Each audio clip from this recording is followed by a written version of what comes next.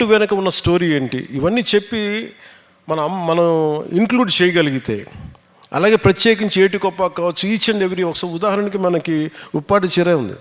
ఉప్పాటి చీరకు కూడా జనరల్గా ప్యాక్ చేసి ఇచ్చేయడానికిను దాని తాలూకు ఒక ప్రాపర్ గిఫ్ట్ ర్యాప్ ఒకటి చేయగలిగితే, ఒక గిఫ్ట్ బాక్స్ లాంటివి, ఇవన్నీ చాలా చాలా ఒక ప్రత్యేకత చేస్తాయి. ఉదాహరణకి మ్యాక్రోన్ గారికి మన ప్రధానమంత్రి గారు మనకి మన రాష్ట్ర సాంప్రదాయాన్ని మన కలంకారీది ఇచ్చినప్పుడు మామూలుగా ఇవ్వడం వేరు, దాన్ని ప్రాపర్గా తీసుకెళ్ళి ఒక గిఫ్ట్ ర్యాప్లో తీసుకెళ్ళి ప్రాపర్ దాన్ని ప్రజెంట్ చేస్తే దాని ఉనికి, దాని విలువ 10 అయిపోతుంది.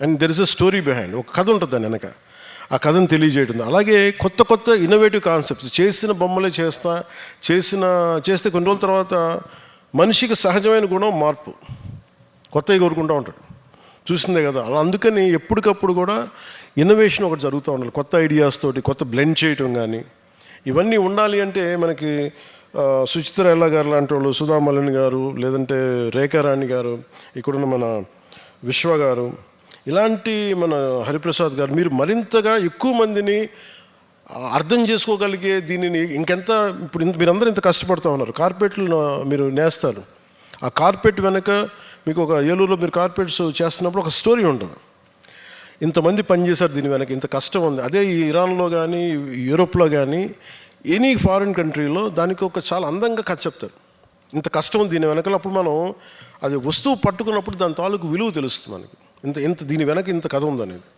అందువల్ల మనకు గౌరవం పెరిగి దాన్ని జాగ్రత్తగా చూసుకుంటాం, ఇట్ బికమ్స్ ప్రెషస్.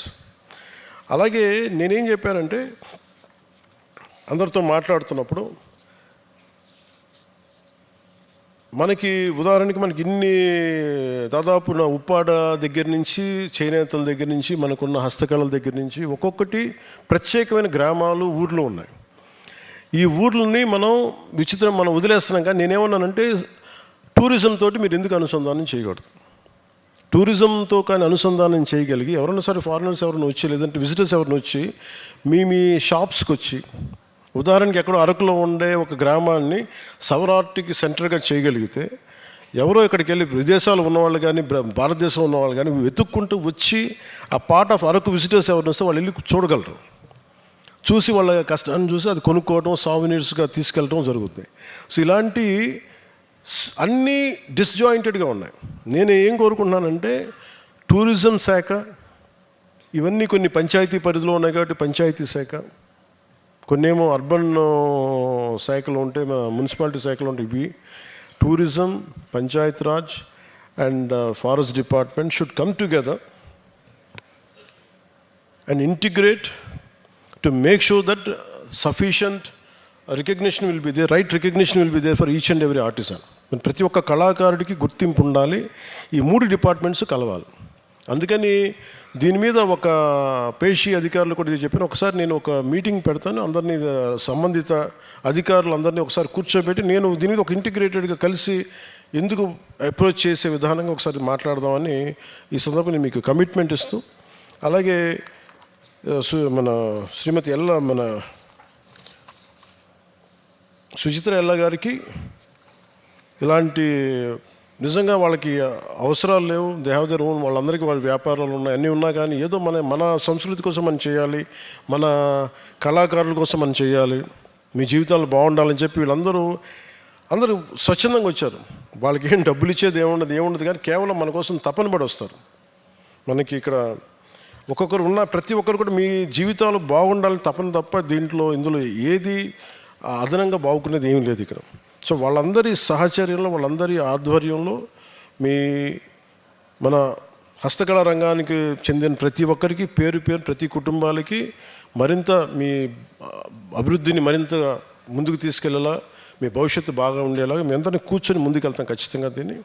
నేను ప్రత్యేకించి మీ అందరినీ సంబంధిత నా పేషీ అధికారులు కూడా చెప్తా ఉన్నాను, ఇలాంటిది మీరు ఎవరు వచ్చినా సరే మీరందరూ కూడా డిప్యూటీ సీఎం ఆఫీస్కి మీరు రీచ్ అవ్వచ్చు.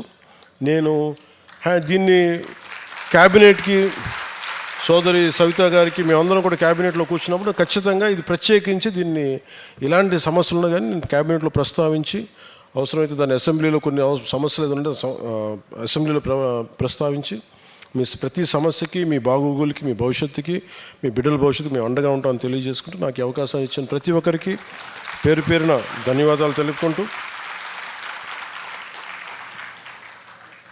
వోకల్ ఫర్ లోకల్ మాత్రమే కాదు, లోకల్ టు గ్లోబల్ లక్ష్యంతో ఆంధ్రప్రదేశ్ హస్తకళను ప్రపంచం నలుమూలకి తీసుకెళ్దాం.